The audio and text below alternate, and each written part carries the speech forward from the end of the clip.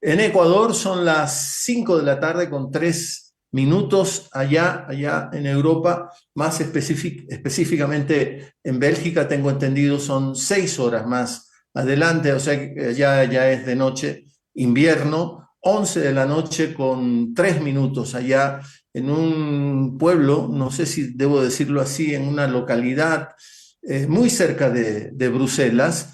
Y nos vamos para allá inmediatamente. Estamos en vivo.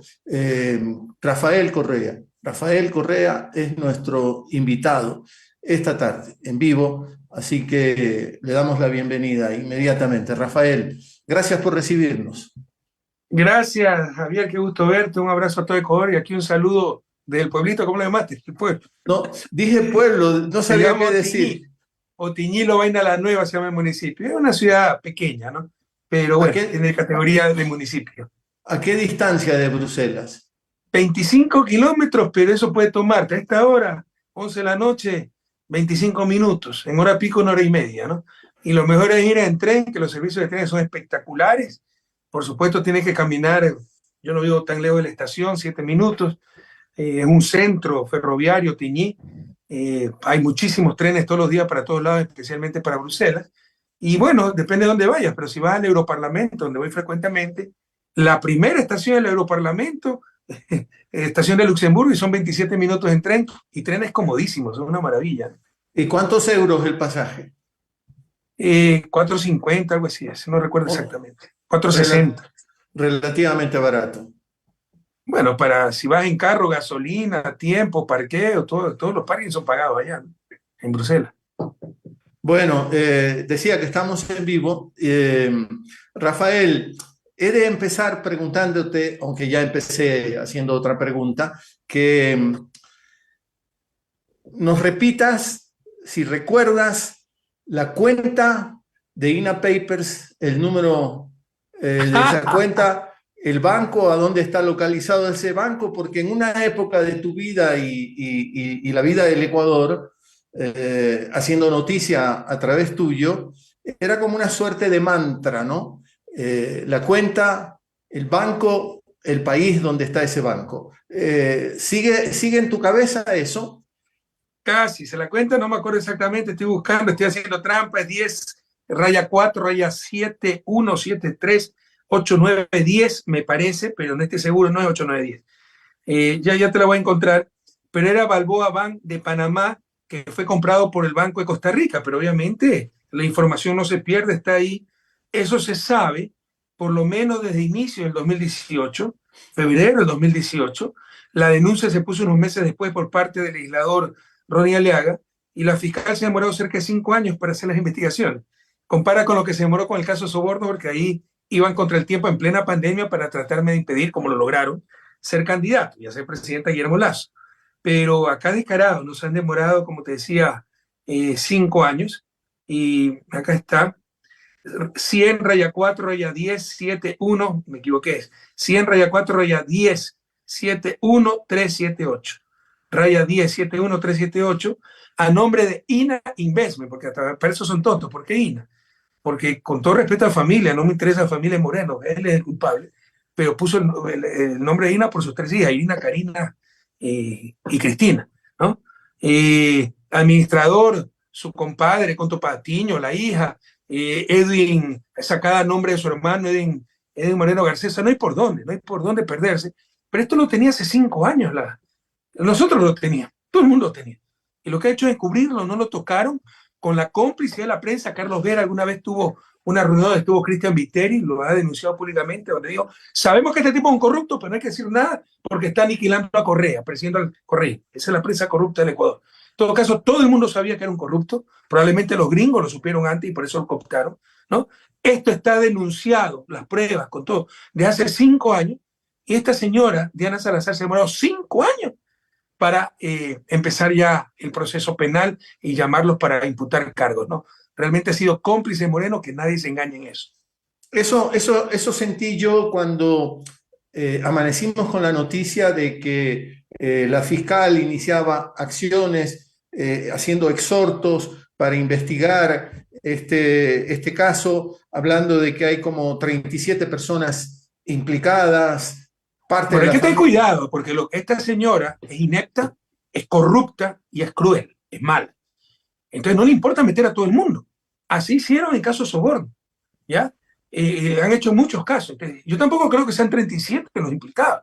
Ahí están metiendo hasta a los trabajadores de la empresa Recorsa, que es la empresa Conto Patiño, compadre de Moreno, donde se depositaron las coimas que dio Sinohidro, ¿no?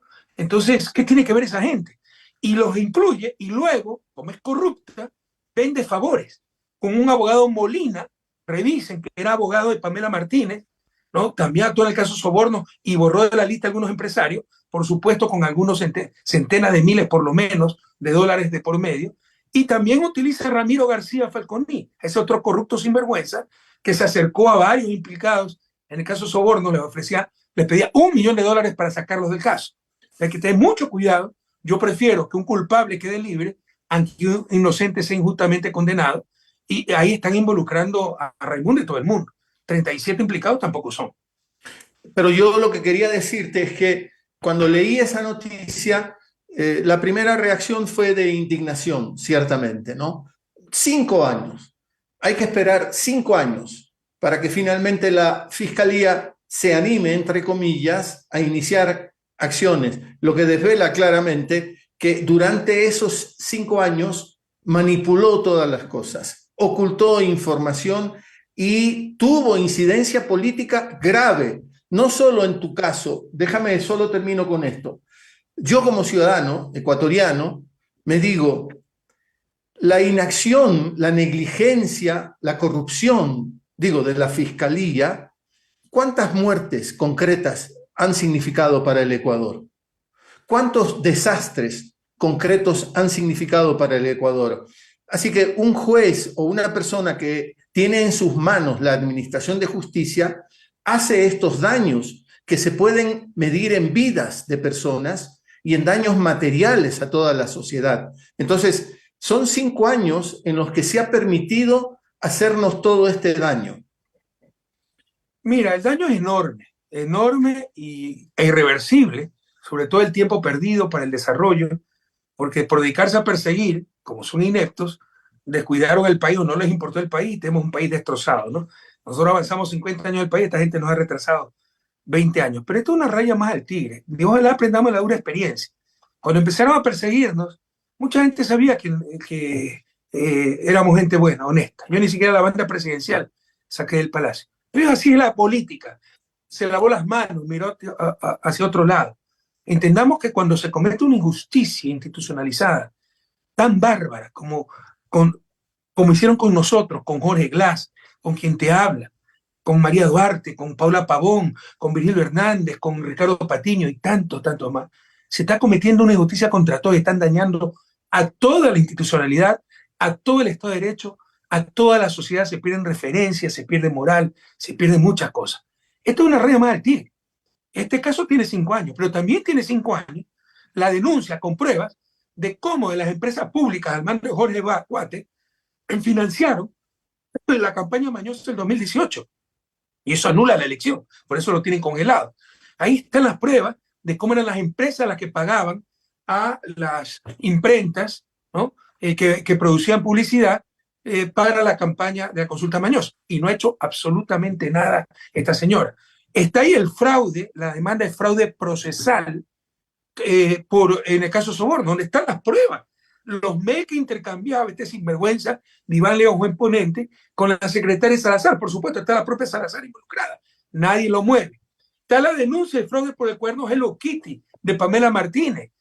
El pedido de un peritaje de la tinta lo tiene parado, porque sabe que eso es más falso que billete de 250 y que ella fue la que lo ordenó a Pamela Martínez, estando en la cárcel, bajo amenaza, que hiciera el cuaderno para después supuestamente encontrarle un allanamiento ficticio. O sea, muchísimos, pero muchísimos de estos casos que esta sinvergüenza los tiene aguantados por conveniencia, porque ha sido uno de los instrumentos de persecución y parte de la argolla que destrozó al país, obviamente instrumento fundamental para perseguir al correísmo. Entonces, impulsa lo que le conviene y se inventa, como el caso de Sobornos, que es todo un montaje, no existe nada, y otros casos clamorosos, como un investment, donde ha tenido el número de la cuenta del banco hace 5 años. Hasta un estudiante de primer año de Derecho iba más rápido que esta sinvergüenza. Lo ha aguantado 5 años porque mientras tanto encubrieron a Moreno junto con periodistas, mucha gente sabía de esto, de la corrupción de Moreno. ¿Para qué? Para que acabara de perseguir a Correa. Te veo indignado, te siento ¿Cómo no indignado. voy a indignar? Porque no solo que se demuestra la corrupción de Moreno, lo cual nos reivindica totalmente, un sinvergüenza que se pasó 4 años diciendo que lo corrupto éramos nosotros, cuando siempre el corrupto fue él, ¿no? Acuérdate del BID, 70.000 millones, no existía ese informe. Acaba de sacar un comunicado diciendo que él denunció las 640 obras con sobreprecios inconclusas de Correa, no hay un juicio sobre precios, todo fue invento, que esté inconclusa, no hay ningún delito, y lo que demuestra que hicimos decenas de miles de obras y había que acabar algunas obras, y que es cierto lo que dice. Entonces sigue mintiendo. Bueno, esto nos reivindica, pero indigna que esta sinvergüenza Diana Salazar, cuando ve que el barco se hunde, como buena rata, quiera huir del barco y hacer mérito. Que nadie caiga en esa trampa. Parte de la corrupción del Moreno, parte fundamental de la tragedia de este país, se llama Diana Salazar, que nunca ganó ese concurso de fiscalía, sacó el peor examen, pero le regalaron el cargo para perseguir al correísmo. ¿Te refieres a un comunicado que se ha publicado hoy de Moreno, desde Paraguay, que yo también lo he leído y que dice: yo solo me dediqué a la misión Manuel Espejo, yo no hice nada más en el gobierno? Felizmente tan tonto, que hay videos por ahí donde reconoce que recibió al lobista de Sinohidro y que me recomendó a los que contrataron que contraten con Sinohidro. Lo dice, hay videos. Las pruebas son más que contundentes, ¿no? Además de la cuenta secreta donde está la plata que le depositaron, con la cual, entre otras cosas, se compraron muebles en Suiza. Cuando vivía allá, se compró un departamento en Alicante, ¿no? Y sí, hay muchísimos otros gastos en favor de Moreno y lamentablemente su entorno. Pero has leído que dice eso, ¿no? Que yo solo me dediqué, dice Por él, supuesto. a la misión, y yo tengo... Pero eso dio 6 años y la gente le creyó, perdón, 4 años. ¿Cómo es posible que con 6 años de presidente, el vicepresidente, ahí existió una organización criminal y el tipo no se dio cuenta? ¿Quién puede creer eso? Pues eso creyeron en Ecuador, para justificar odio y perseguirnos. Y hoy lloramos lágrimas de sangre. En el juicio de Valda, un perito dice que nosotros creamos una policía política, como la dictadura del Cono Sur en los 70, como la de Pinochet, como Argentina. Por estúpido que son vicepresidente, no se va a dar cuenta que existe una policía política. Pero todo eso le vendieron a Ecuador con la repetición una y otra vez de la prensa, creyendo que en la repetición está la demostración, y mucha gente por su odio o por el afán de venganza, por la frustración, por lo que le hicieron creer, ¿no? Se convencieron de eso y tragaron esa piedra de molino imposible de tragar. Pero eso es lo que hemos vivido estos años, Javier. Ha sido Ahora, tiempos de locura. yo te quiero hacer otra lectura, te la voy a proponer, porque la señora fiscal aparece con una pieza, un video perfectamente elaborado, muy editado, y un video le sirve a cualquier noticiero de televisión en cualquier parte del mundo como pieza informativa. Si la fiscalía, la señora fiscal, simplemente redactaba un texto diciendo: estoy haciendo los exhortos suficientes para iniciar acciones en el caso INA Paper, los noticieros de televisión, sobre todo, tienen que arrancar con lo que se llama una nota leída. Y un noticiero, si quiere impactar de entrada, no arranca con una nota leída. Tiene que tener un material, un buen material. Entonces, yo creo, una de las lecturas que también se pueden hacer es que ahora tienen el material, la señora fiscal les ha dado el material, porque ella a través de ese video le anuncia al país, además bien editado ese video, y entonces los noticieros van a arrancar con esa noticia. Y además 37 personas involucradas, investigarán quiénes son esas 37 personas involucradas. Entonces ya tienen la noticia del día en el noticiero. Hoy, 5 años después, INA Papers, cuando Moreno está en Paraguay, protegido por el secretario de la OEA, este señor, el uruguayo, que se me escapa el nombre, que fue el ministro de Mujica, lamentablemente, porque en todas partes hay traidores, Almagro, el secretario de la OEA. Entonces, él ya está en Paraguay, pero los noticieros van a arrancar con esa noticia y nos van a echar tierra en otras noticias que hoy también nos están importando. Entonces, me parece que también puede ser una jugada de distracción? Probablemente, Javier, pero eso no disminuye en absoluto la gravedad del caso INA Paper, que lo venimos denunciando hace 5 años. Lo que hay que considerar es que igual de grave o más grave es el caso Gran Padrino. Y hoy tenemos escándalo tras escándalo. Esa es la estrategia que han venido utilizando los últimos 6 años. No sé si te has dado cuenta, ¿no? Se le armaba un escándalo, armaban otro. Mira que intentaron hace poco. Revivieron el caso Gabela con la Corte Constitucional, con la estupidez de que se ha perdido el tercer informe del perito y entonces hay que contratar nuevo al perito para hacer el tercer informe. ¿Qué perito no tiene copia de su informe? Que en ese informe estaban los autores intelectuales del crimen de Gabela, del general Gabela. ¿Qué perito no se va a acordar de los autores intelectuales, por el amor de Dios? Es una gran farsa, pero la acaban de revivir para desviar, antes de carnaval, desviar la atención. No lo lograron. Probablemente tiene razón. Ahora sacan esto para seguir desviando la atención. La respuesta no es, no debieron sacar esto o esto no importa y concentraron en el Gran Padrino. La respuesta es, estamos repletos de escándalos porque siempre los corruptos fueron ellos, Moreno y Lazo. Hay que preocuparse del Gran Padrino, pero hay que preocuparse totalmente con INA Paper, porque ambos son casos escandalosos de corrupción. ¿A dónde vamos a ir con INA Papers? ¿Qué esperas tú? INA Paper es más que contundente. Tiene que irse Moreno preso, por lo menos su hermano. Por ahí están algunos testaferros Moreno, Conto Patiño, Javier Macías. Y lamentablemente, pues, él metió a su familia en esto, ¿no? ¿Te parece que está involucrada su familia? Al menos, tú sabes lo respetuoso que soy de la familia, ¿no? Pero lamentablemente, el impulso fiscal dice eso y la evidencia lo dice. Por lo menos su esposa, que estaba metida en todo, conocía de esa cuenta, pidió fondos para muebles en Suiza y lamentablemente también está involucrada. ¿Habrá justicia entonces? Eso es lo mínimo que esperas. No, cuidado, que esta señora es capaz de cualquier cosa con la complicidad de la prensa. Más tarde declara inocente a Moreno. Mira, voy a darle una primicia aquí. Esta señora es tan sinvergüenza que nos ha mandado señales, ¿no? De que quiere acercarse y ya no quiere más confrontación. No tiene ni siquiera lo que ha hecho, ¿no? Quería evitar el juicio político en la asamblea. Entonces, saca esto y creyó que le íbamos a aplaudir. Y como le hemos dicho, usted es una sinvergüenza porque oculta estos 5 años. Ya nos mandó a decir que entonces va a confrontar de nuevo, va a seguir persiguiéndonos. Y no te extrañe que declare inocente a Moreno. Entonces, por eso hay que estar muy atentos, porque tenemos de fiscal una delincuente mala, cruel e inepta, de la fórmula perfecta para el desastre. ¿Te ha mandado señales en ese sentido? Lo ha mandado por medio intermediario y algún día lo escribiré. ¿Ok? Es increíble. Gente que se reúne con ella y nos ha mandado recado. Y no te imaginas cuánta gente, sobre todo después de la victoria electoral del 5 de febrero. O sea, la derecha actúa así, aprovecha, ¿no? A mí me desgarra el alma. Es decir, con esta gente nunca saldremos su desarrollo. Que te estoy hablando de gente incluso del sistema de justicia, que van al vaivén de lo político. Así, nunca superaremos su desarrollo. La gente tiene que tener la cultura de la excelencia, conservar el bien más importante de una sociedad, que es el bien moral. Y si aceptas un cargo como el de juez, como el de fiscal, como el de periodista, como el de presidente, tienes que cumplir tu deber a cualquier costo. Y aquí se acomodan al vaivén de los vientos políticos. Vuelves con lo que acabas de decir a lo que ya mencionaste.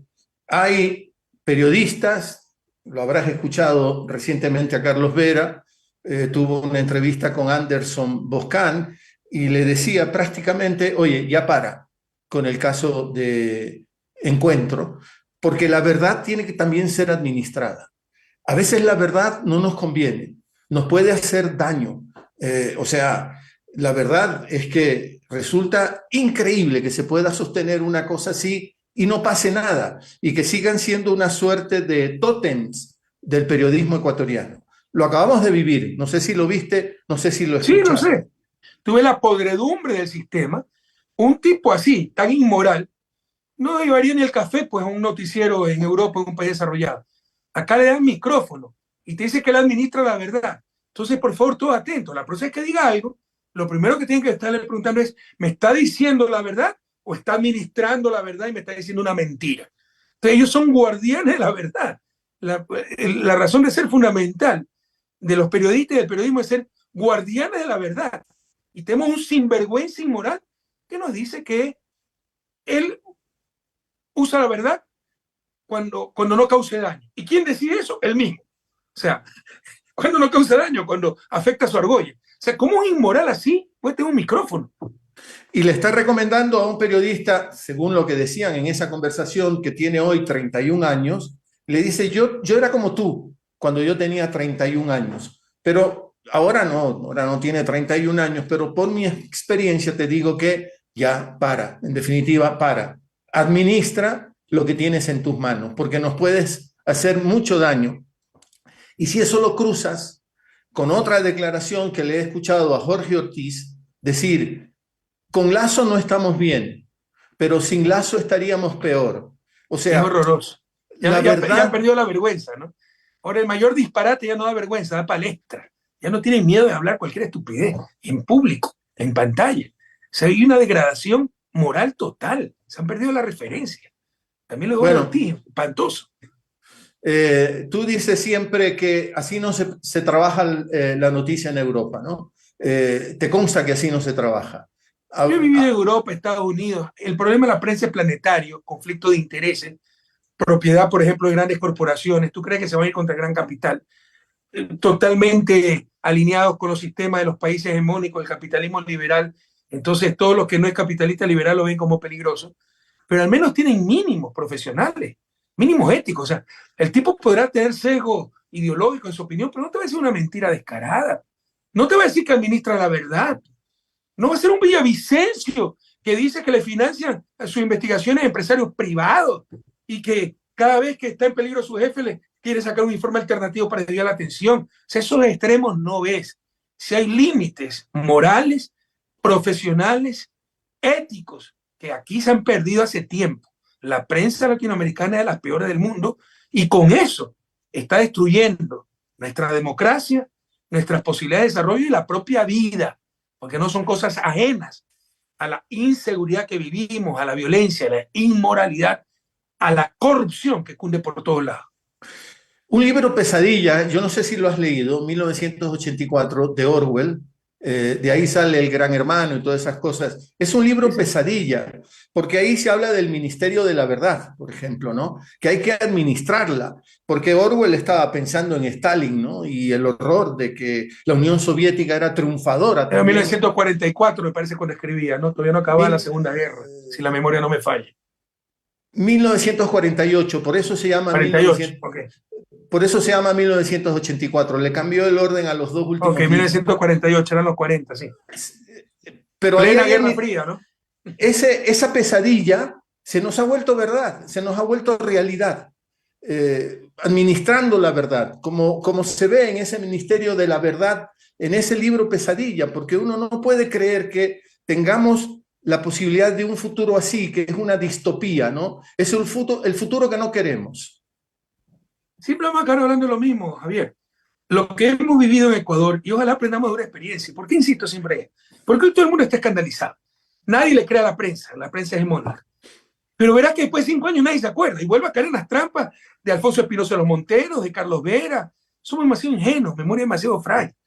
Entonces, entendamos que la prensa dejó de ser solución para ser un problema, la mala prensa. Nadie está contra buena prensa. Y dirán, yo odio a los periodistas. Tú sabes que mi segunda hija es periodista. Lo que más requerimos es buenos periodistas. Es como buenos políticos. Hay que estar contra los malos políticos. Estar contra la mala política. Pero un absurdo estar contra la política, que es la forma racional en que una sociedad toma su decisión de acción colectiva fundamental para el desarrollo, para el buen vivir. Entonces, así como es un absurdo estar contra la política, es un absurdo estar contra la prensa. Pero todos debemos estar contra la mala política, todos tenemos el derecho y el deber de estar contra la mala prensa. Y la prensa latinoamericana no es mala, es recontra mala, miente, manipula y son el principal instrumento de dominación. Mira cómo han invisibilizado lo del Gran Padrino. Mira cómo nos quisieron manipular para la consulta Mañoz y pese a ello perdieron. Mira cómo manipularon la elección presidencial. Ya nadie se acuerda. Pero dijeron que estábamos financiados por el Ejército de Liberación Nacional. Trajeron al fiscal de Colombia en el avión presidencial para hacer el show. Quedó en nada no ganamos y ya no pasa nada. Y no te lo recuerda la prensa, cuando estas cosas no deberían caer en impunidad. Mira cómo vieron que había fraude en últimas elecciones, cuando ellos manejan todo, Consejo Nacional Electoral, todo eso. Enrique Pita, puesto por Lazo, dijo que hubo fraude. Allanaron el Centro de Cómputo de Revolución Ciudadana. Resulta que la victoria ha sido contundente, que no existe fraude, y no pasa nada.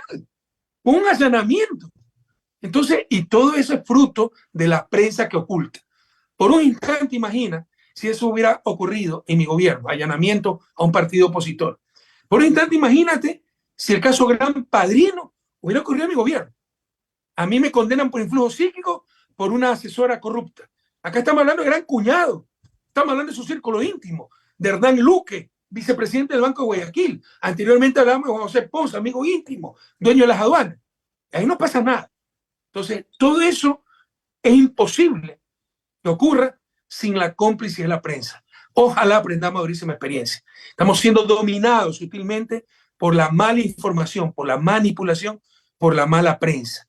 Y si queremos tener verdadero desarrollo, queremos alcanzar el buen vivir, tenemos que enfrentar ese problema y lograr una buena prensa que sea realmente guardiana de la verdad y no la principal ladrona de la verdad. Tú lo intentaste, tú tuviste no sé cuántas sabatinas, muchísimas, y en muchas de ellas encaraste a los medios, en muchas de ellas, y yo creo que en parte estás pagando un costo muy alto por haber tenido esa práctica. Es que el efecto de demostración. Te atreviste a enfrentarnos, mira lo que te pasa. Y tenemos que aniquilarte. No nos han logrado, nos han hecho mucho daño. No han logrado aniquilarnos. Acabamos de arrasar en las elecciones de 5 de febrero. Pero sí aniquilaron al país. Pero a esta gente no le importa. Le importan sus intereses, son negocios privados. Propiedad de los grupos de poder. Teleamazon es propiedad de, ¿cómo se llama este banquero? Fidelega, que además es ilegal. Pero no le importa la Constitución, la ley. Entonces, ¿ustedes creen que está diciendo la verdad o defendiendo los intereses políticos y apetencias económicas de Fidelegas? Entonces, tienen que dar efecto de demostración. Tú osaste enfrentarnos, te vamos a aniquilar. Y no lograron aniquilarnos, pero sí aniquilaron al país, pero no les importa, porque ellos están ahí para defender sus propios intereses. Pero ojalá ya todos se saquen la venda. En la ceguera latinoamericana, el tuerto no es rey, el tuerto es loco. Ojalá todos aprendamos a ver y a entender que esta mala prensa no es que es buena para la democracia, es mortal para la democracia, mortal para el desarrollo, mortal para la seguridad, mortal para la moral pública, mortal para el buen vivir. En algunas de esas sabatinas, reitero, por ejemplo, llegaste a romper un periódico como una expresión de desprecio, ¿no? ¿Era necesario? No lo sé, pero es mi derecho, ¿o no? Imagínate, estos son capaces, tienen el derecho de decirnos corruptos de todo. Y yo no tengo el derecho de romper un periódico. ¿Qué nos pasa? Hay una doble moral terrible. Hay demasiado engreimiento en la prensa. Cumplen un rol político, te dicen de todo. Pero si tú le dices iluminadito, como digo, que no hay, casi se muere. Rompes un periódico en público, entonces qué horror, qué atentado a la libertad de expresión. ¿Acaso yo no tengo libertad de expresión? Pero es que tú lo acabas de decir, por aniquilarte a ti, que no lo han logrado, le han hecho mucho daño al país, ¿no? Y entonces todo el mundo ha pagado las consecuencias de eso, ¿no? Todos hemos pagado las consecuencias de eso porque, sí, claro, tendrías que venir al Ecuador, lamentablemente no puedes venir para ver cómo se vive el día a día, ¿no? Cómo hay que vivir. Leo las noticias, converso. Ya, Guayaquil está entre las 25 ciudades más violentas del mundo. Sí, y eso sí, convirtieron Esmeralda, que de acuerdo a los indicadores que presentan estaría en el 10º lugar, entre las 10 más peligrosas del planeta. Sí, sí. Iba ya, hay que ir a Guayaquil y ver con el miedo con el que la gente se desplaza en la calle. Hay que llegar rápido a la casa. La mala noticia es que llegas a la casa y en tu casa te puede pasar la tragedia, ¿no? Porque se te meten nomás a tu casa. A ese nivel estamos. El deterioro es brutal. Y entonces, por aniquilar al movimiento político, por aniquilarte a ti, hicieron daño al Ecuador y fueron arrasando con todo. Hubo como una suerte de desproporción en todo esto, ¿no? A eso me refiero cuando digo, cuando tienes un enemigo así, que se te va a lanzar con todo, que va a usar todo, que tiene artillería pesada y que la va a usar, no sé si se tiene que calcular, a ver, ¿hasta dónde puedo ir para no provocar el uso de todas esas armas mortales? Tal vez tenga razón, pero yo no sirvo para eso. Yo no sirvo porque tú lo que me estás diciendo es que sea ante la fuerza, no ante la razón. Nunca han tenido la razón. Y quieren que seamos ante la fuerza. Yo no sirvo para eso y tal vez soy mal político. Pero sí una reflexión aquí. Todo el daño que hizo la prensa no habría sido posible sin al menos la indiferencia de gran parte de la población. Sí. Ojalá aprendamos y superemos esa cultura de la indiferencia. Cuando empezaron a perseguirnos, es contra los correístas. Cuando eran evidentes sus mentiras, así es la política. Hasta que todo se gradó y ya fue demasiado tarde. Ojalá superemos esa cultura de indiferencia. Pero lo que tú me estás pidiendo es que ceda, no ante la verdad, sino ante la fuerza. Y eso va más allá de mis capacidades. Nunca lo he podido hacer. Moriré sin poderlo hacer. Y seguramente por eso soy muy mal político, porque tal vez un buen político sí tiene que calcular y ceder ante la fuerza. Yo no lo puedo hacer. No, yo no te pido nada, quiero aclarar eso, no te estoy pidiendo, estoy tratando de hacer una reflexión contigo, ¿no? Porque... Mira, si tú quieres, la Ilustración, siglo XVII, siglo XVIII, fue el gran triunfo de la razón sobre la superstición, ¿verdad?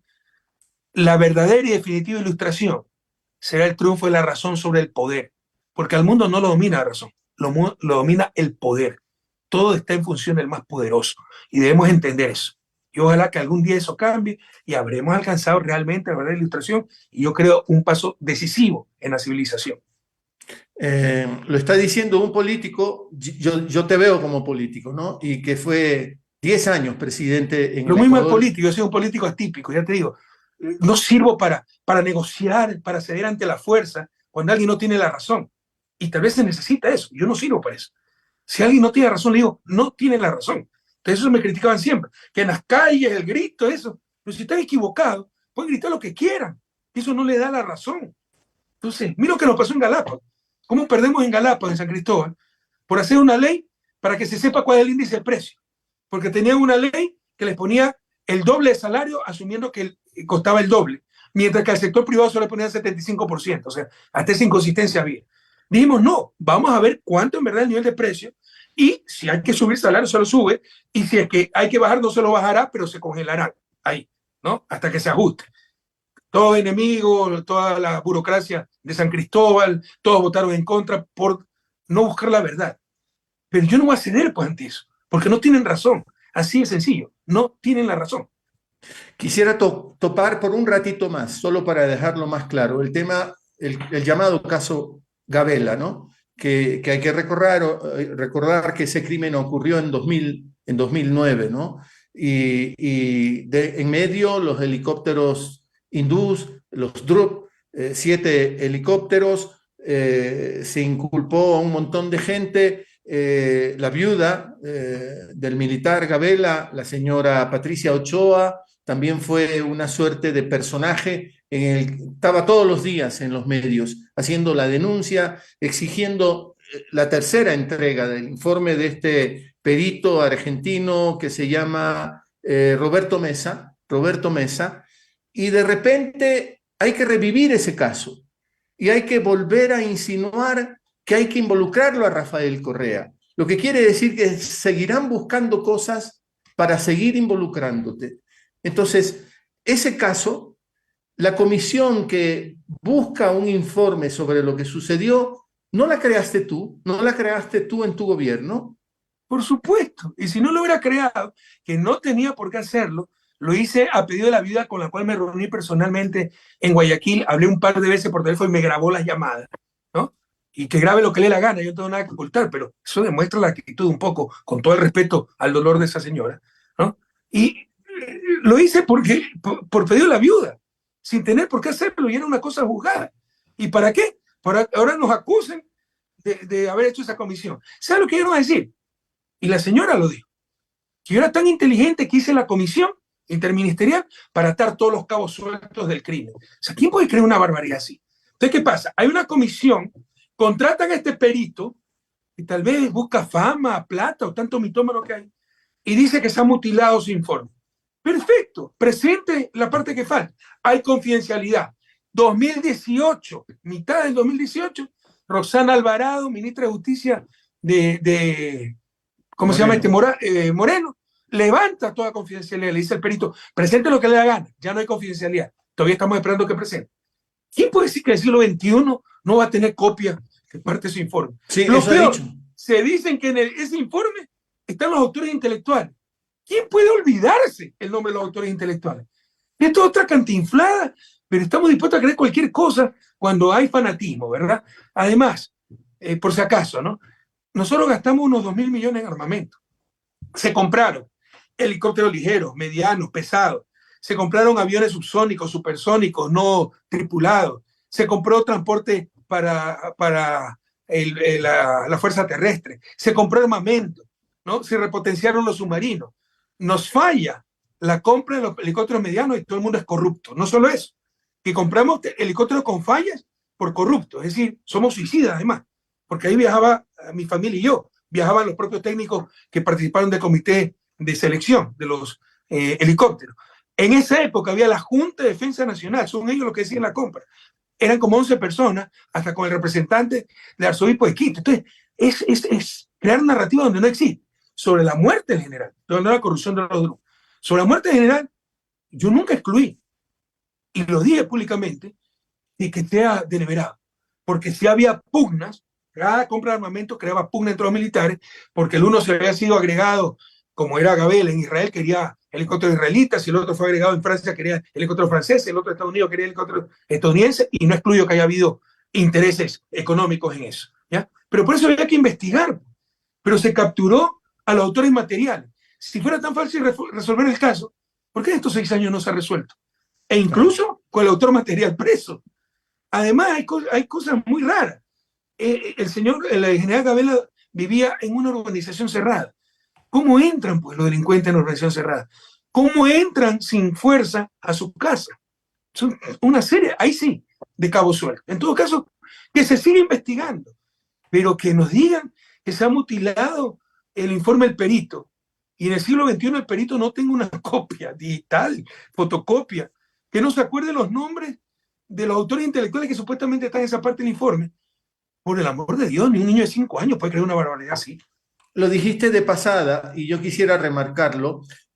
En uno de los 7 helicópteros, o uno de los 7 helicópteros, era un helicóptero presidencial. Ahí viajabas tú y viajaba tu familia. Por O si sea, acaso, para que veas cómo economizamos, ¿no? No era un helicóptero ejecutivo, era el helicóptero de combate al cual le adaptamos un kit VIP, ¿no? Que costó $12.000. Entonces, no es que tenía sonorización, ni mucho menos. ¿Qué hacíamos? Buscamos soluciones muy creativas. Teníamos los audífonos que nos protegían del ruido y nos permitían comunicar. Pero así tratábamos de ahorrarle plata al Estado. Pero en ese avión, en ese helicóptero viajaba mi familia. Y resulta que a propósito hemos comprado helicópteros con desperfectos. O sea, ¿quién puede creer tonterías así? o sea, querías suicidarte. Por lo menos, como en el 30S, que dijeron que yo había ordenado dispararme a mí mismo. Eso es lo que dijeron. Y se le acaba de derrumbar ese caso, que lo habían perdido. Lo anularon y lo volvieron a abrir y lo vuelven a perder. Porque ya te digo, los vientos políticos están cambiando, ¿no? Porque tal vez antes de ganar las elecciones o sin esa perspectiva que íbamos a ganar las elecciones, hubieran seguido con esa cantinflada del 30S, echando de la culpa a los militares que nos fueron a rescatar, diciendo que yo ordené disparar a un hospital lleno de civiles, crimen de lesa humanidad y todas las tonterías que han sostenido durante estos años.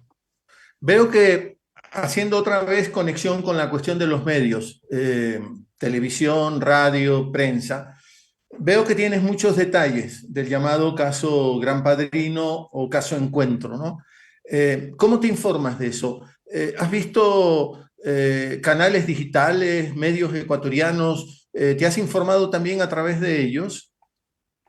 No es que tengo mucha más información, sí sé que hay más información, porque no puedo dar mayores detalles, ¿no? Pero en un caso tan grave, que la gente sí se asusta, busca apoyo, busca protección, busca posibles salidas, ¿no? Y bueno, sí llegamos a conocer ciertos materiales y te digo que el asunto es indefendible.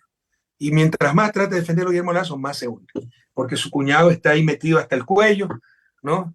Su círculo más cercano, y hay pruebas contundentes que no sé si las presente Boscan, que todavía no las presenta las más contundentes, video, audio, pero hay pruebas mucho más contundentes.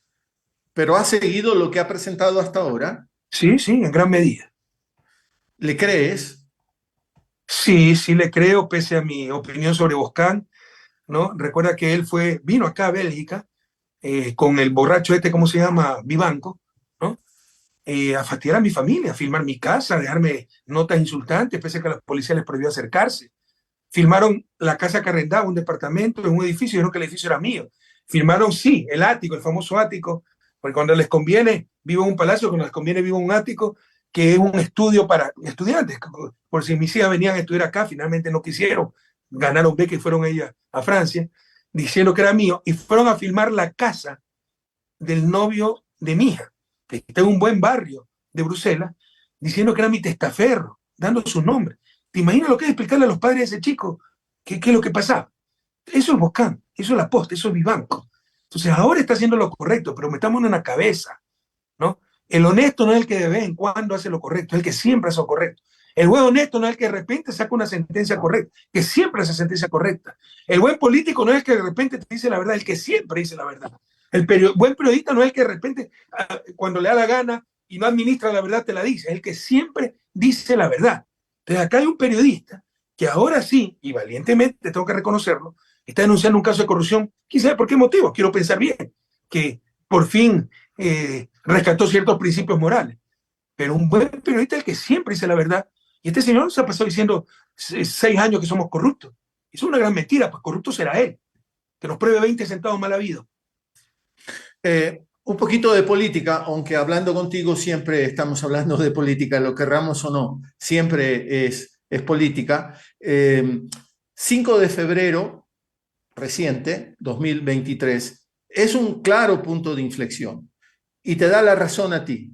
Quiero decir, dijiste siempre, teníamos los levantamientos sociales con la CONAIE a la cabeza, he dicho plazas, calles, avenidas, carreteras tomadas por la gente, muy combativa, incluso algunas veces mi lectura era, le estamos pidiendo demasiado a la CONAIE, que la CONAIE ponga los muertos. Llegará un momento en que Leonidas Giza nos podía decir, oigan, ya estamos cansados de nosotros poner los muertos en las protestas. Pero tú decías, lo que necesitamos es ganar una elección. Y el 5 de febrero se produjo eso. Y hay señales claras de que esa elección produce el punto de inflexión. ¿Estás satisfecho con eso? No, ya te explico por qué, pero para aclarar y precisar una cosa, los muertos los hemos puesto nosotros. O ya te olvidaste, por ejemplo, de Omar Menéndez, que lo asesinaron en Puerto López el día anterior No, a la no, no me elección. olvido, no me olvido. Y no me antes habían olvido. asesinado a Gerardo Delgado, precandidato nuestro a la concejalía de Manta. Y Y sí, gente sencilla murió por la brutal represión, pero nosotros también estábamos en las calles. Nos Sí, pudo tocar a sí. nosotros. ¿Me explico? Te quiero hacer acuerdo, solo hacer acuerdo Y nosotros hemos puesto los presos, que no nos ha puesto la CONAIE. Y con el aplauso de la CONAIE, ¿no? Incluso al inicio de Leonidas Giza, que yo no lo conozco, pero tengo una buena impresión de él y todo el mundo puede equivocarse en un momento de pasión. Pero con el aplauso de gran parte de la CONAIE. Yo jamás perdonaré a la CONAIE, a su fundador Luis Maca, del cual tenía un buen concepto, que haya aceptado ser parte de los transitorios y que haya aplaudido cuando Moreno salió de la UNASUR y le dijo que le iba a regalar el edificio para la universidad indígena, la cual es rector, y el otro, en vez de decir, ¿qué les pasa? Nosotros no traicionamos a nuestra América, aplaudió para que le den el edificio. No, te quería hacer acuerdo que el asesinato del que era candidato para Puerto López, también murió otra persona, un Así es. adolescente. Un Carlos adolescente. González, adolescente de 16 años, militante Sí. nuestro, hijo de un sencillo pescador, y desgarra el alma todo eso, ¿no? Entonces los Sí. muertos también hemos puesto nosotros, y los presos hemos puesto nosotros, y los perseguidos. No ha sido la CONAIE, hemos sido nosotros, porque hemos sido la única verdadera oposición. Con Leonidas Giza tengo que reconocer que hay una mejor dirigencia en la CONAIE, pero antes esa dirigencia estaba podrida, totalmente infiltrada por la CIA, por la National Endowment for Democracy y tantas otras instituciones desestabilizadoras, ¿no? Pero bueno, quería ir al 5 de febrero para hacer la lectura de ganar una elección. Entonces yo te decía, no estoy satisfecho. Sí. Primero porque nuestro objetivo no es ganar elecciones, es sacar al país de su desarrollo. Y las elecciones son un medio, no el fin. Segundo, porque frente a la tragedia que vive el país, ¿quién puede estar satisfecho? Al menos, ¿quién que siente realmente la patria, que vive, que es un proyecto fundamental, su patria, va a estar satisfecho, ¿no? Tercero, que son elecciones muy importantes, hemos arrasado, no hemos ganado así, ni siquiera cuando éramos gobiernos en seccionales, lo derrotamos también en una consulta contundentemente. En el Consejo de Participación no llegaron los indeseables que promovía el gobierno. te puedo decir que fue una victoria completa, pero estamos enfrentando poderes fácticos enormes. Cuidado, sobreestimamos esto. O sea, a un títere como Moreno lo mantuvieron 4 años a sangre y fuego. Y ese era títere. Acá sí tenemos un miembro de la oligarquía clave, que si se les cae todo un modelo, el neoliberalismo, todo un discurso. Entonces lo van a mantener a sangre y fuego, a Lazo, ¿no? Como lo están manteniendo, con los niveles de popularidad que tiene, se hubiera ido cualquier presidente, pero a Lazo lo van a mantener. Entonces nada está dicho, se ha ganado una batalla, la victoria final todavía está lejos y es dura, y se necesita básicamente ganar la presidencial y la legislativa. Y ojalá que sea antes del 2025, porque no sé si en el 2025 seguiremos con un país, continuaremos teniendo patria. Te quería contar, y tú, aunque tú lo debes de saber, que cuando se hizo el reconteo de votos para la consulta de las 8 preguntas, ya se lo hizo y ya se acabó. Y resulta que más creció el no. Pidieron el reconteo con la esperanza de que en alguna preguntita gane el sí, y lo que creció fue el no. No sé con qué cara se podrá presentar Enrique Pita en los próximos días. Pero Javier, hemos perdido la capacidad de asombro. ¿Sabe lo que significa que un consejero del Consejo Nacional Electoral, él mismo, diga que hay fraude, que Diana Tamei presente la denuncia en fiscalía y lo que hacen es allanar nuestro centro de cómputo? Pero después, muy suelto de hueso, no ha habido fraude y perdimos. Y la leche derramada, ¿quién la recoge? ¿Quién la paga? Las cosas no pueden caer en impunidad. Tú ves cómo todo está en función de capital financiero, ¿no? Si da una noticia equivocada sobre un banco y creas pánico financiero, te vas preso. Si da una noticia equivocada sobre un evento democrático electoral, creas pánico electoral, no te pasa nada. Algo anda mal. Algo anda mal. Yo estoy seguro que ese señor ha cometido una infracción. Tiene que responder ante la justicia. Pero la justicia está tomada por ello. Y va a caer en la impunidad y después tendremos otro irresponsable corrupto como Enrique Pita creando inestabilidad. ¿Te imaginas si hubiesen existido enfrentamientos? Porque estaba exaltada la derecha, fraude, Villavicencio mandando tweets, oye, prófugo, ahora qué dices del fraude, y no existía. ¿Te imaginas si hubiese existido enfrentamiento en las calles, muertos, etcétera? Todo lo que habría podido ocurrir. Ya basta, no puede caer en impunidad de estas cosas. Bueno, somos capaces de imaginarnos lo que pueden hacer, porque podemos regresar a ver a Perú y mira la tragedia de Perú y el desastre, cuántos muertos hay hoy día en Perú. El presidente Castillo sigue preso y no pasa nada. Van a seguir sosteniendo a esta presidenta que llega por la puerta de atrás. Son capaces de cualquier cosa, lo estamos viendo a través de Perú. Sí, lastimosamente yo creo que Castillo también pasó ciertas líneas rojas, ¿no? Y entonces generó una reacción ahí sí, pero no por defender la verdad, por pasar ciertas líneas rojas, ¿no? Es como lo de Lucio Gutiérrez, o sea, fue todo apegado a la norma. Yo participé del gobierno que reemplazó a ese gobierno. Se puede discutir, pero lo que es claro es que él había roto ya la Constitución. Al bajarse la Corte Nacional de Justicia en alianza con Bucarán y poner la Pichicorte, ya había destrozado el Estado de Derecho. Estamos fuera de ese marco, ¿no? Entonces, es más complejo eso. Lo que sí es claro es que si hubiese un verdadero sistema interamericano, lo que está ocurriendo en Perú no podría ocurrir. Y Yo nunca no lo, funcionó el sistema interamericano. La OEA siempre ha estado en función de Estados Unidos. Pero lo que hoy ocurre es vergonzoso, pues, con un Almagro. O sea, se ha roto todos los récords, ¿no? Y eso que nos manda el mensaje a los latinoamericanos de construir algo alternativo, algo mejor, algo nuestro. Un verdadero sistema latinoamericano donde no se permitan más rompimientos constitucionales, pero tampoco más lawfare, más fraudes, como esa consulta del 2018 con la cual se tomaron el Estado ecuatoriano. Ese fue fue un golpe de Estado, un soft coup, un golpe blanco, ¿no?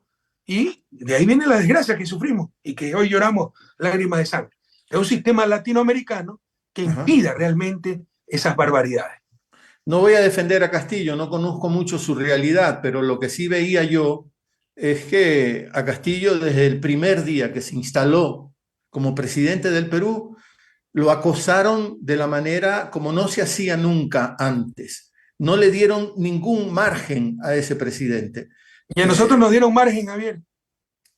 No nos acosaban todos los días, la prensa corrupta, los poderes económicos, la embajada.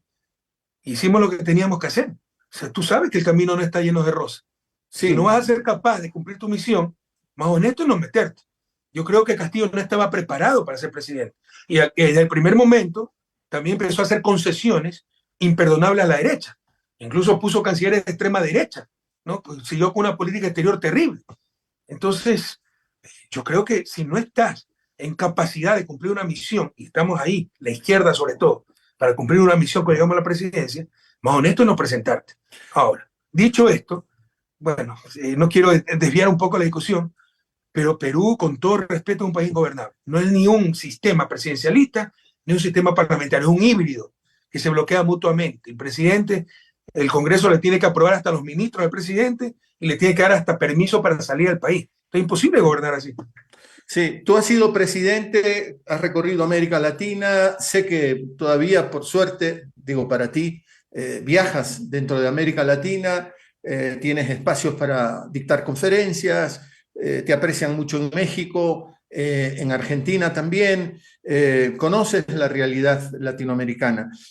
Y nosotros hablamos de democracia. Hablamos de democracia porque nos convocan de tanto en tanto a votar. Pero tenemos sistemas, aunque el otro día me hacía la reflexión un abogado con el que charlaste hace poco, Ramiro Aguilar, él decía, como nos convocan tantas veces a votar, estamos aprendiendo a votar y estamos perfeccionando nuestro sistema de votación. Puede ser cierto, pero yo me digo que esta democracia del voto latinoamericana cada vez más demuestra mayor fragilidad. ¿Tú qué opinas? Yo, primero, lo que tenemos, no tenemos democracia, tenemos elecciones, son dos conceptos distintos, ¿no? Uh -huh. Elección es una condición necesaria, pero no suficiente para tener democracia. Segundo, no coincido con Ramiro en que estamos aprendiendo a votar, creo que somos expertos en eso. Creo que América Latina es la región del mundo con más elecciones, nos encantan las elecciones, nos encanta que nos convoquen a elecciones.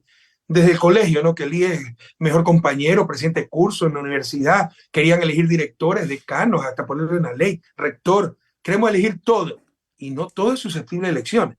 Algunas veces es meritocracia pura, ¿no? Y en el ejército no puede por elecciones elegir al general, pues, ¿no? Y peor cuando estás en media batalla.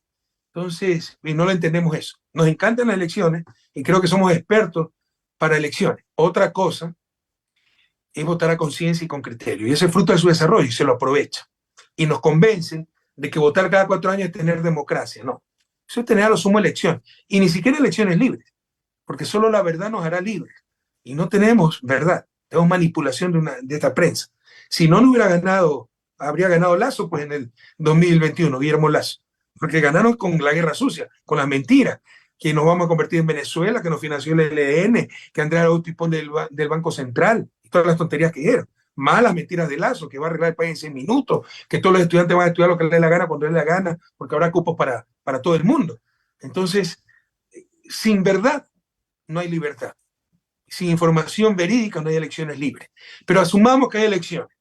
Es solo un componente de la democracia. Existen otros componentes. Fundamental, un Estado de Derecho, reglas preestablecidas, para que no haya la dictadura coyuntural de la mayoría.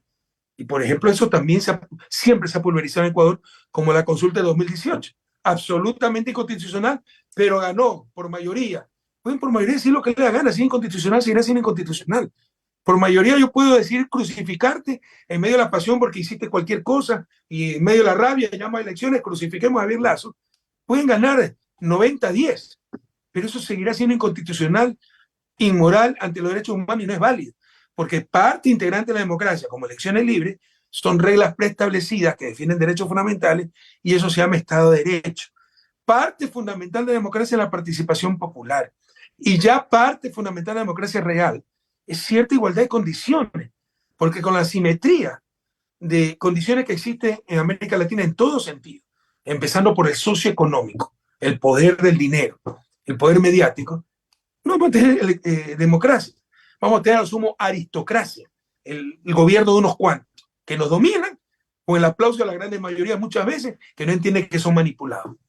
¿Y cómo un político como tú visualiza el camino para ir alcanzando un poco más de democracia y no solo de elecciones? Siempre lo ¿Cómo lo dijimos y lo ves? estoy escribiendo, David.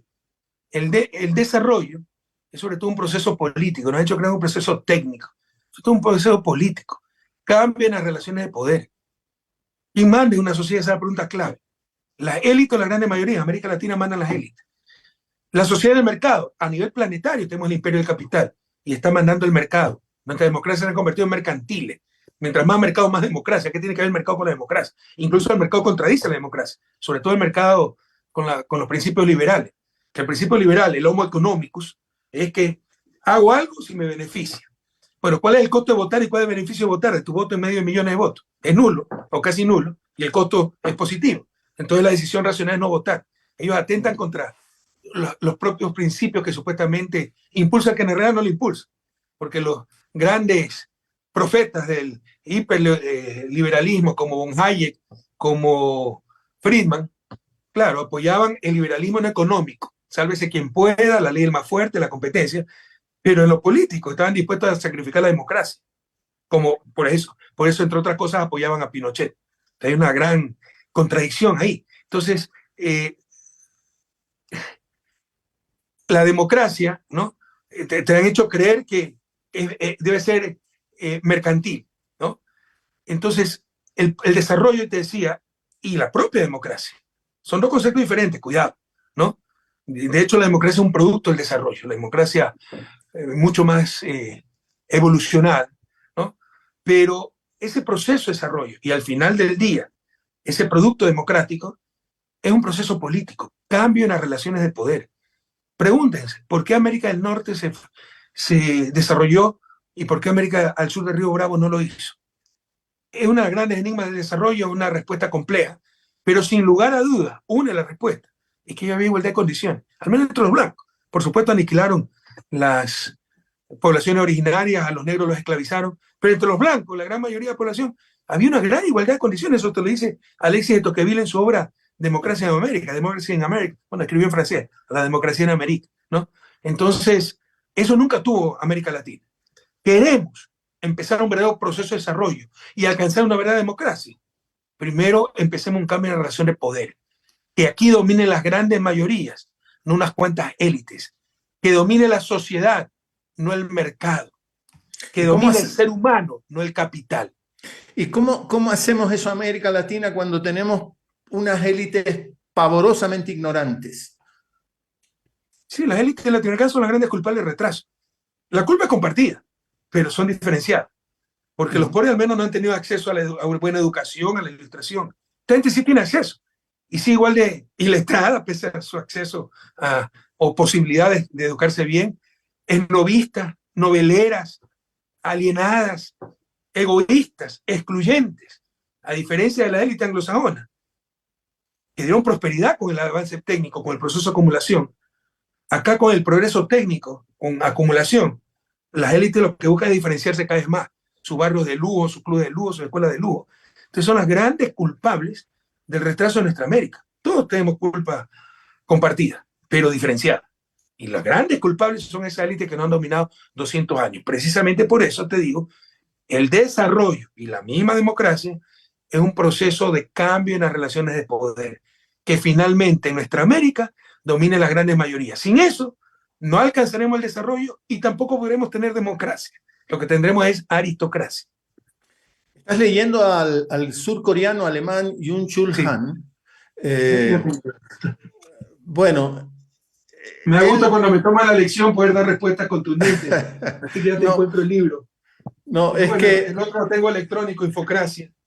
Sí. Hoy lo tengo, no es Han. Nombre medio impronunciable, pero el apellido es Han. Sí, sí lo leo. Sí, sí. El más reciente que por lo menos yo leí es Capitalismo y Pulsión de Muerte, ¿no? Y él encuentra la mayor... Espérate que ya me pusiste a buscar el libro, tantos libros, no sé dónde los puse. Bueno, no hace falta.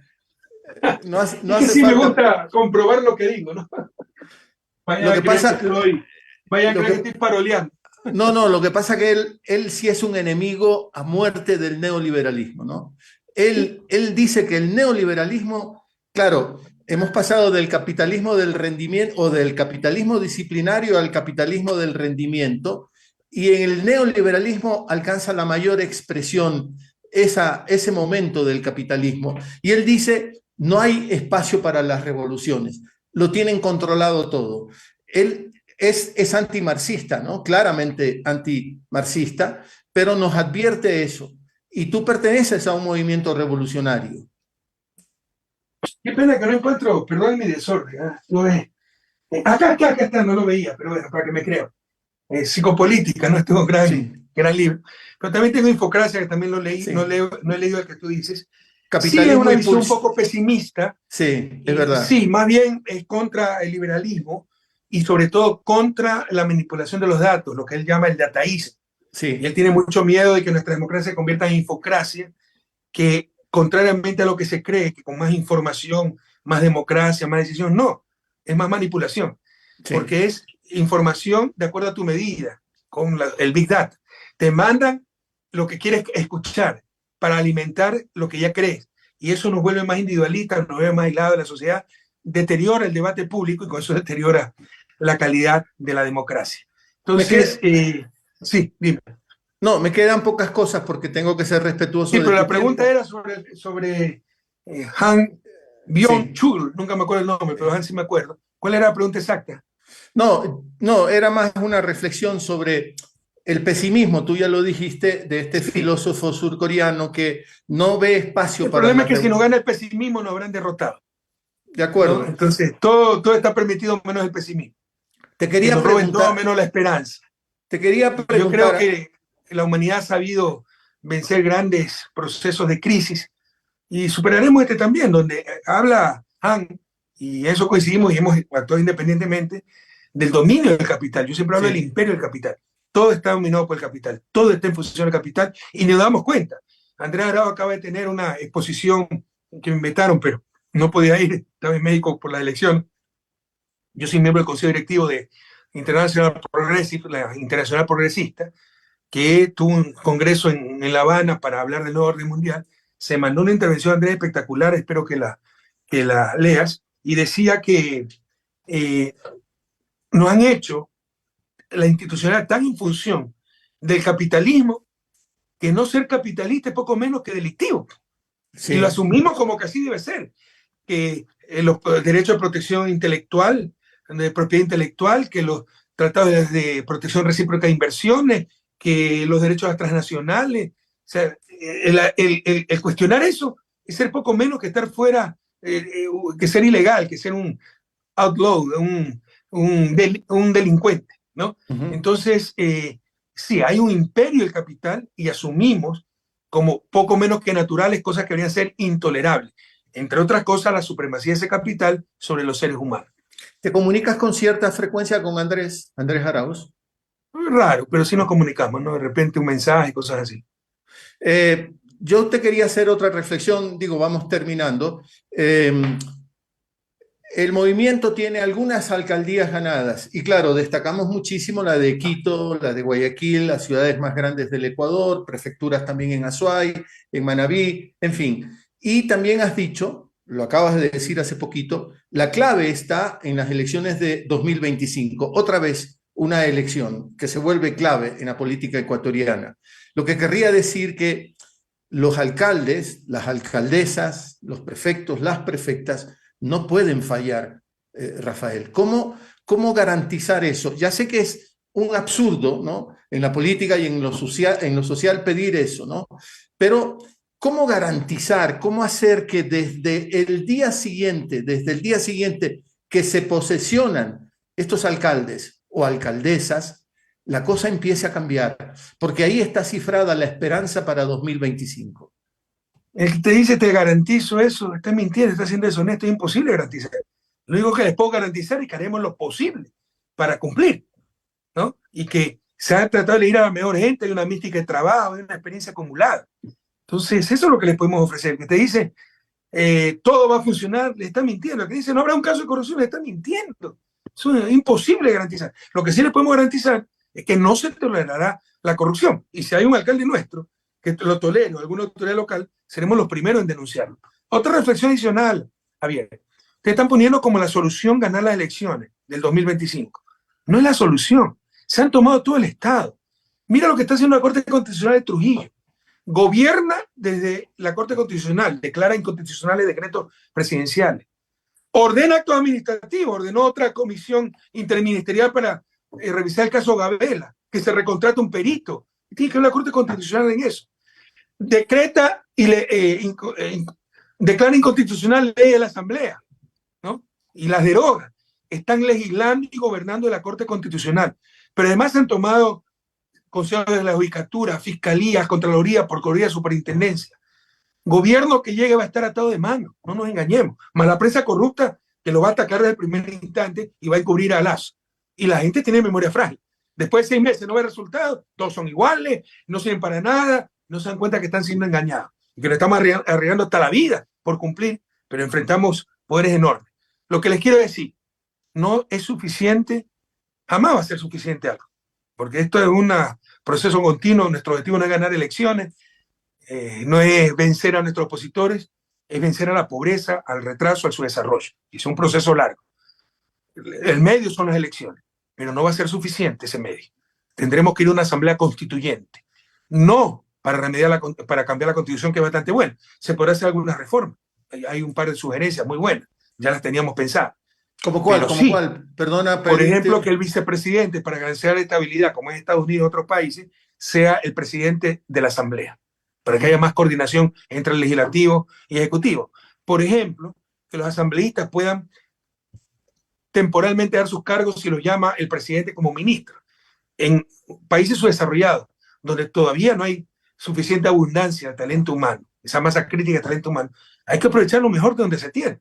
Que si tienes un gran asambleísta que puede ser ministro, tiene que renunciar a su curule en asamblea. ¿Por qué? En otros países pueden pedir permiso, dar su servicio en el ejecutivo, y si el presidente le dice hasta aquí no más, gracias, regresa a su puesto en asamblea. Entonces, hay cosas Entonces que se pueden eres partidario de una constituyente.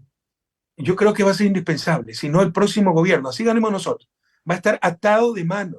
Pero miren lo que está pasando. Legislan, gobiernan de la Corte Constitucional, poco de sinvergüenza puesto ahí por Trujillo, que lo primero que hicieron fue blindar las decisiones que crearon esa Corte espuria. El nuevo Consejo, elegido democráticamente, no podrá cambiar la decisión del transitorio. Una de esas decisiones fue elegirnos ilegalmente a nosotros. ¿En qué lugar del mundo se puede aceptar algo así? Esta gente no tiene decencia. Entonces, eso hay que cambiarlo. Hay que cambiar fiscalía, está en manos de esta sinvergüenza. Contraloría, el daño que hizo CENI. Procuraduría, Consejo de Judicatura, todos los jueces, hay una corrupción enorme, pero los jueces da tristeza enorme. Donde meten el dedo sale pus. O sea, ser culpable o inocente es un detalle irrelevante. ¿Cuánta plata hay? ¿No? Entonces, hay cosas institucionales que hay que cambiarlas de tajo. Si no, el nuevo gobierno no podrá salir adelante, sobre todo si es un gobierno que realmente quiere cambiar las cosas y actuar en función de la gran mayoría. Porque se han tomado, con la consulta mañosa del 2018, que fue un golpe de Estado, se han tomado todo el Estado para que nada cambie. Rafael, hemos vivido un continuo destrozo de todo lo que se levantó. De todo lo que se ha destrozado, ¿qué es lo que más te duele?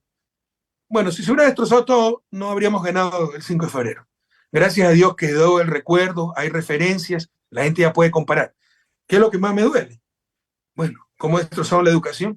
Yachay, para mí el proyecto más importante de la historia del país, ¿no? Lo han dejado en su mínima expresión, los mejores profesores se fueron, sobrevivió de milagro por la brillantez de sus estudiantes y los profesores que quedaron. Pero, por ejemplo, la ciudad del conocimiento, que no es la universidad, toda una ciudad del conocimiento con parques industriales, los institutos públicos de investigación, hasta CNC tenía que ir ahí. Todo paró el sinvergüenza Augusto Barrera, que tenía relaciones con la Flaxo, ¿no? Y nos odiaba, porque en su frustración él quería ser presidente y me veía a mí como un competidor, ¿no? Entonces, dolió en el alma. Hasta las cocinas de inducción, un programa de eficiencia energética que dio la vuelta al mundo, hasta eso lo pararon. Las escuelas del milenio. Y UNASUR, pues, ni qué decir UNASUR. Todas esas cosas dolían el alma. La propia ley de comunicación quedaron el cascarón y por eso todo el abuso de la prensa.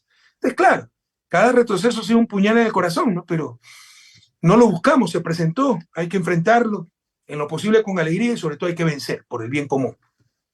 A mí me duelen cosas tan simbólicas. ¿Hace ciclismo todavía? En invierno me imagino que es más difícil. No, en invierno no mucho, en verano sí mucho. Cruzar, a ir a la Santay en bicicleta, con esos Ah, puentes, todo eso era parte de las locuras, ¿no? Del loco del ático, ¿no? Y todo eso tiene que acabarse. Ojalá que la nueva administración de la alcaldía de Guayaquil, en armonía con la prefectura del Guayas, por ejemplo, recuperen el parque. yo estoy seguro que lo van a retomar junto con el Parque Samanes, que está abandonado y quedó inconcluso. Se ha hecho la quinta parte del Parque Samanes. Ajá. Falta mucho más, hay que llegar hasta el río, lagunas artificiales, muchísimo zoológico para niños, todo quedó planificado. Pero esta gente no le importó el país, Moreno no le importó el país absoluto. Ya era patológico su odio. Y Lazo, no sé si le interesa, pero al menos un completo inepto y por supuesto da prioridad a sus intereses privados. Él está contento con que esté garantizada la deuda con 10 mil millones en Suiza y que los bancos rompan récord en utilidades. Pero yo creo que Moreno era peor. O sea, ese tipo sí, no le importaba el país lo más mínimo. ¿Qué es lo que más extrañas de Ecuador? Siempre preguntan esto. Entonces, voy a empezar por lo políticamente correcto. La gente, mi madre, mi familia, los paisajes, los lugares entrañables, como mi ciudad Guayaquil, pero también tengo que decirte cosas más prosaicas, la comida, el ceviche, el encebollado, el caldito de manguera, la fritada, el hornado, los verdaderos yapingachos, porque acá se encuentra Eh, mucho, pero verdadero yapingacho con la salsita de maní, esa cosa, y el chorizo ecuatoriano no se encuentra. Sí, sí, debe de ser muy, muy duro todo eso. ¿Sueñas con volver? No, no ¿Crees? tan duro, no tan duro. Yo materialmente no estoy mal, siempre que no me gusta victimizarme, cuando veo en qué condiciones vinieron nuestros migrantes, digo qué afortunado que soy, ¿no? Ellos para mí son un ejemplo. Vengo de una cena con nuestros migrantes, ¿no? No te imaginas esa gente y qué alegría me da que tengan su casita bien puesta, que sus hijos estén estudiando en escuelas públicas de gran nivel, porque aquí nadie se le ocurre meter a sus hijos en escuelas privadas. Esa es la base de una democracia. Una escuela pública de excelente calidad, absolutamente gratuita y de acceso masivo, donde a nadie se le ocurre ir a una escuela privada para guardar el elitismo o para tener mejor educación porque la encuentras suficiente educación en esa escuela pública. Entonces yo materialmente, gracias a Dios no me ha faltado trabajo. No es que tengo mucho, pero necesito poco. Y esa es la verdadera riqueza, necesito muy poco. Es más, cada vez me vuelvo más minimalista y si me ves con ropa nueva porque me regalan y si no la acepto se resiente la gente, que detesto comprarme ropa, tengo todo lo que necesito. En todo caso, materialmente no vivo mal, lo que sí duele es el alma, desgarra el alma, es ver cómo se persiguió a nuestros compañeros, cómo se metió preso 5 años un hombre inocente, patriota como Jorge Glass, Alexis Mera, María Duarte, Ricardo Patiño, los exiliados, que están en otras condiciones. Recuerda que mi familia es de acá, mis hijas estaban acá. Y, por supuesto, desgarre el alma, y lo hemos conversado, la destrucción total del país, porque ya era suficientemente criminal perseguir un movimiento político por odio al correísmo, ¿no? Suficientemente miserable. Pero al menos hubiesen hecho algo nuevo, mejor. No, no hicieron nada. Destruyeron todo. Persiguieron para destruir. Entonces, todo eso, como te decía, para gente que nada más su país, para mí, mi país, mi proyecto vital. Yo creo que nací para aportar para mi país. Eso te desgarra el alma. Hay gente que dice que hay que bajar el nivel de odio, ¿no? Y yo creo que ahí hay una lectura equivocada, ¿no? Porque a mí me parece que más que odio ha habido miedo, ¿no? En las élites, ¿no? Porque El odio no, siempre hay que bajarlo, ¿ya? Sobre todo hace daño al depositario de ese odio, es un sentimiento malsano. Lo que no puede bajar es la indignación. La indignación es una virtud democrática. Debemos sí, aprender a indignarnos, como aprender a ser intolerantes, porque otra cosa, los lugares comunes hay que ser tolerantes, sí, con la opinión ajena, con la mala fe no hay que ser tolerante, con la corrupción no hay que ser tolerante, con la mentira no hay que ser tolerante, con la mala prensa no hay que ser tolerante. Entonces rompamos esos tapujos que nos han impuesto, ¿no? Y que nos condicionan. Entonces hay que saber ser tolerante y hay cosas en las cuales no se puede ser tolerante y hay que desterrar el odio del corazón, el odio solo hace mal, pero hay que saber indignarse. Y lo que ha pasado es indignante. escuché a gente cercana al proyecto, cuando la Revolución Ciudadana era el proyecto de poder o el proyecto en el poder, que decían, no, ya no podemos seguir avanzando más, porque estamos yendo a un punto de una cuasi guerra civil. A mí me parecía una exageración, ¿no? O un temor que se había introducido en el alma de los propios revolucionarios que debilitaba a la revolución. Yo no sé si estás de acuerdo con esa lectura. Parcialmente. La tibieza, el Evangelio te dice, y sabes que soy medio curuchupa, ser frío o No, ser no, caliente, medio ser no, caliente. bastante, Rafael, Okay. bastante. Ser frío o ser caliente, lo tibio me repugna. La tibieza es repugnante. Y si hay tibieza, o sea, si eres tibio, no te llames revolucionario. Un revolucionario no puede ser tibio, ¿no? Un revolucionario debe tener sentido de misión y saber que debe cumplir esa misión a cualquier costo. Eso no significa ser imprudente, pero tampoco significa ser cobarde, ¿no? Se necesita ser valiente sin ser temerario.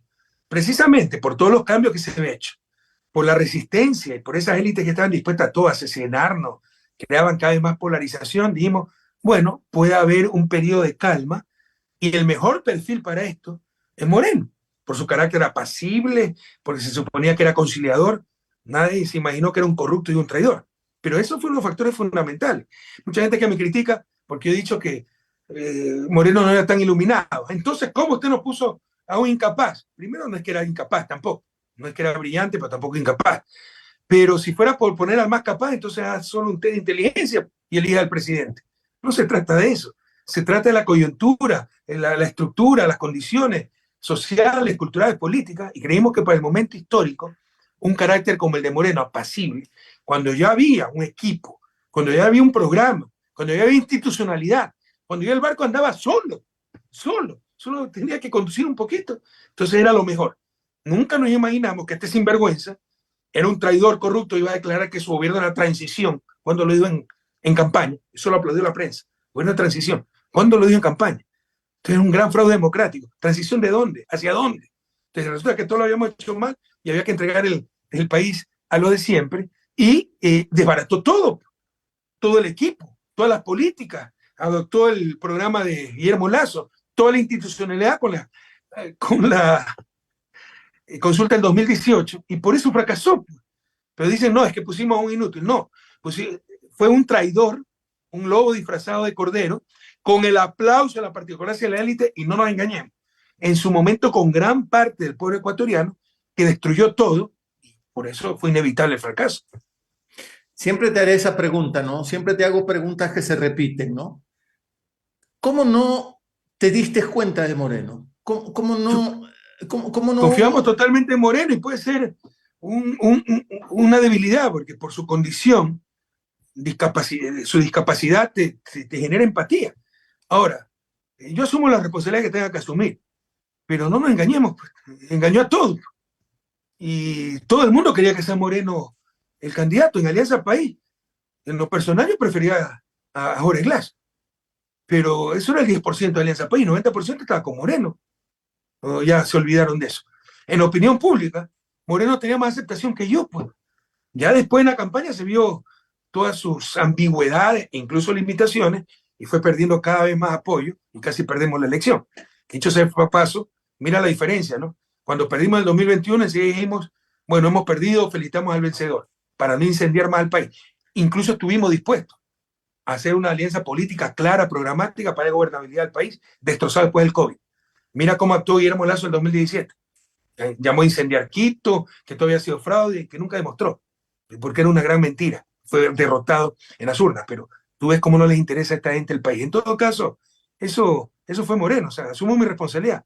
Me engañó, pero no solo me engañó a mí. O sea, el tipo es un psicópata. Los psicópatas no te dan cuenta. Te das cuenta de su desequilibrio. O te das cuenta ya demasiado tarde. El tipo es un Sí, psicópata, el tipo no está bien, es enfermo. en esa famosa reunión con banqueros dijo que empezaba a odiar a los que habían votado por él, ¿no? Es un enfermo, o sea, porque tú puedes Cómo entender habrás que recibido, traiciones. cómo Si, habrás si los recibido esa gringos declaración? Ya, si los Perdona. gringos le descubrieron su cuenta secreta antes que nosotros.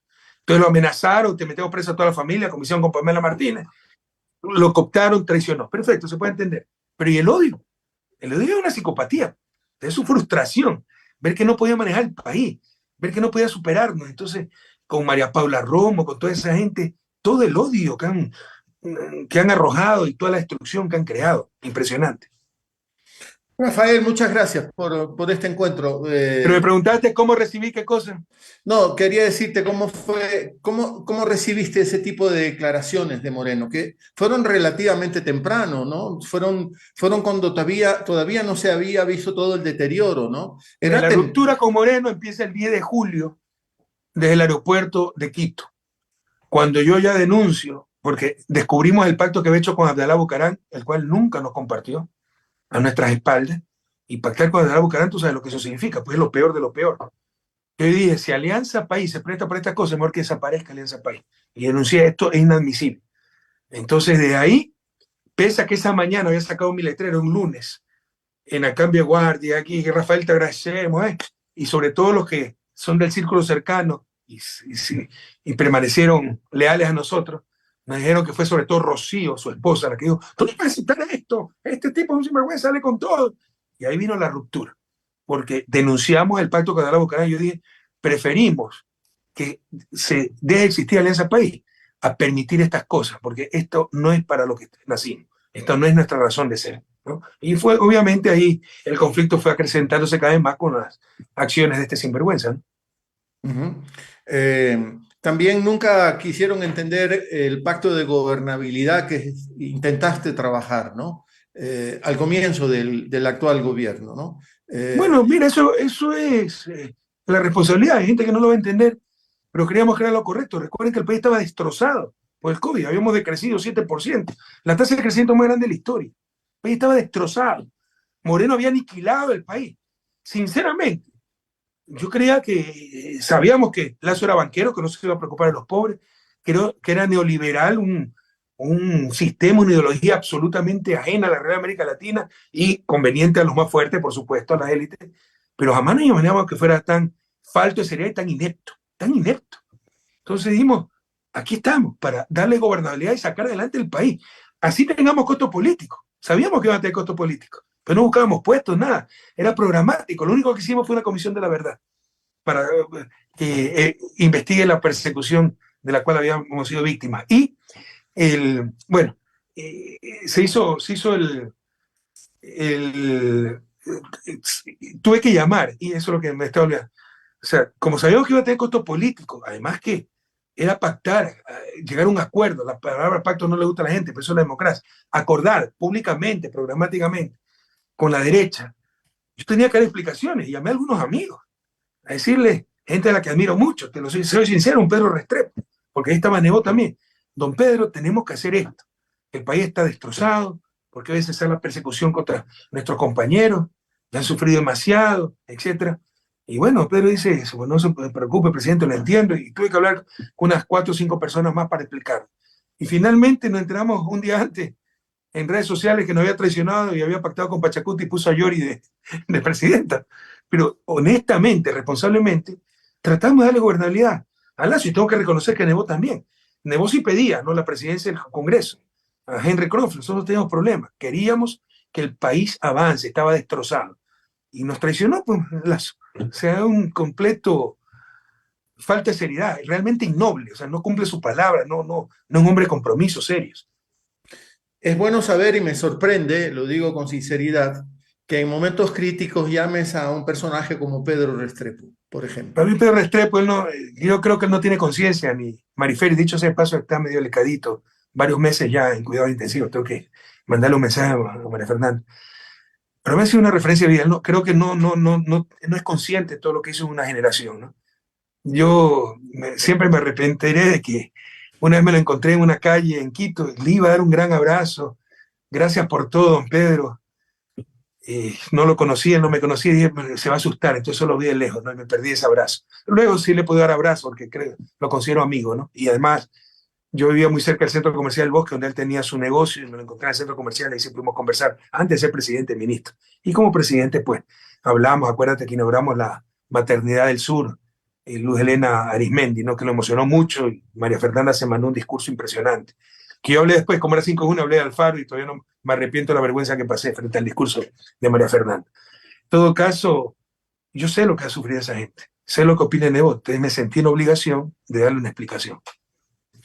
A la madre de María Belén Bernal Otavalo, esta mujer víctima de un femicidio o feminicidio, también llegas a admirarla por su valentía, por su bravura.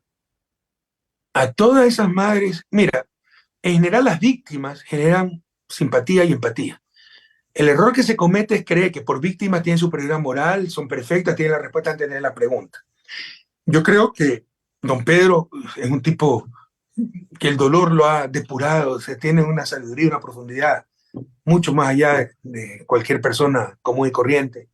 No conozco personalmente a la madre María Belén, pero he visto su accionar y también creo que es una mujer admirable, ¿no? Dispuesta a todo por esclarecer el asesinato de sus hijos. Como te decía, ¿no? Con todo respeto, respeto muchísimo el dolor humano de la esposa de Gabela, pero ella hasta me grabó una conversación cuando yo la llamaba a darle el sentido pésame. Y siempre generaba suspicacia. Entonces le digo, y qué pena lo del robo. Ay, ¿cómo sabe que fue robo? O sea, como que si uno es cómplice. Y eso es lo que he tratado de sembrar estos años, ¿no? Entonces sí, duele mucho, duele mucho. Pero bueno, la condición humana tiene que prevalecer, ¿no? Esto que nos hace humanos y finitos, ¿no? Eh, Son las 12:30 de la noche allá en donde tú estás, ¿no? Business as usual. ¿Cómo? Business as usual. Es mi Ah, inglés con acento ah. mono.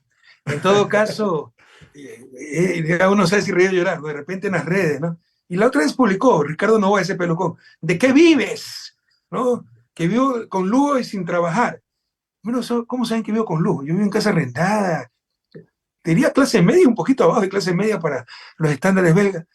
Y segundo, trabajo 14 y 16 horas diarias y tengo múltiples trabajos. No me he ido nada mal en cuanto a trabajo. Tú has dicho, me hago por México, Argentina, para dictar conferencias, cursos, asesoro a gobierno.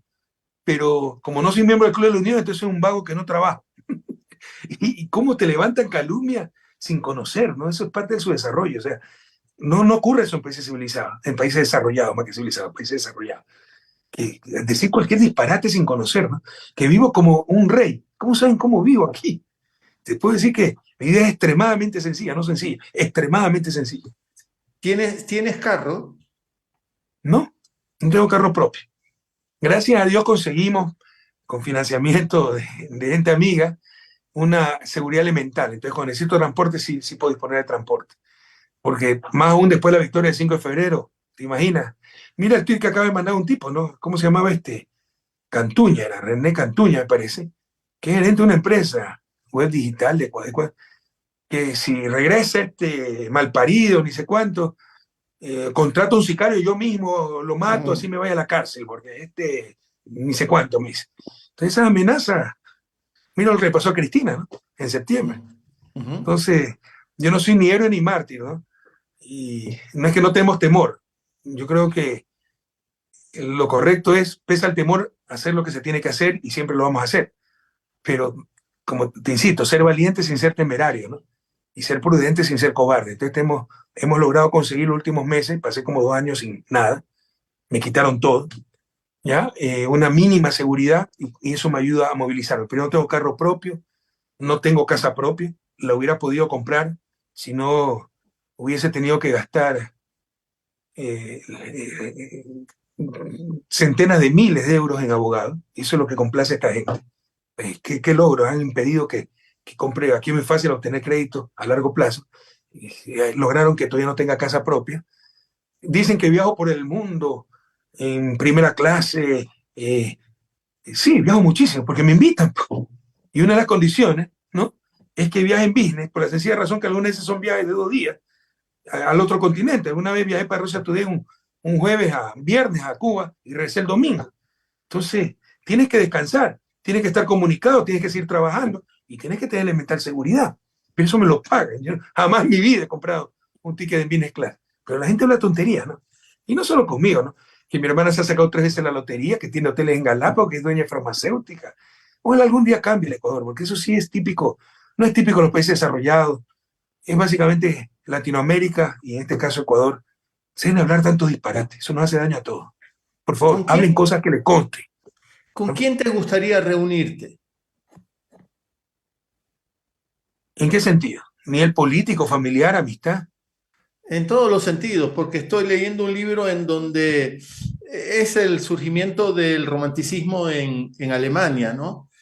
Son poetas, escritores, filósofos, y lo que hacen fundamentalmente esta gente es reunirse para intercambiar saberes, conocimientos, para ir construyendo propuestas Bueno, yo filosóficas. soy miembro del grupo de pueblo y nos reunimos, ¿no? Cada cierto tiempo y estamos permanentemente en contacto en chat.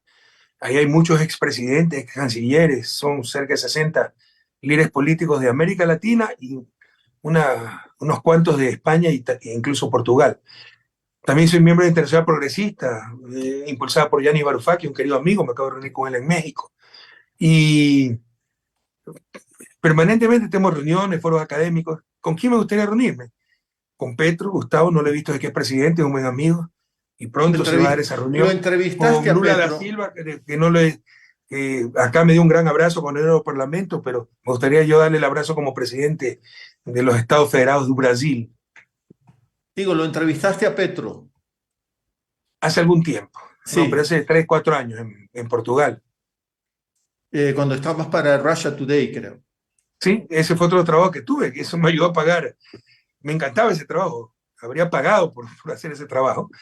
Y eso me ayudó a pagar abogados, ¿no? Porque me pagaban muy bien. Y por si acaso, ¿no? El mito urbano, que Lazo llamó a Putin para que me suspenda Rusia Today. ¿Tú crees que Putin le va a separar bola a Lazo?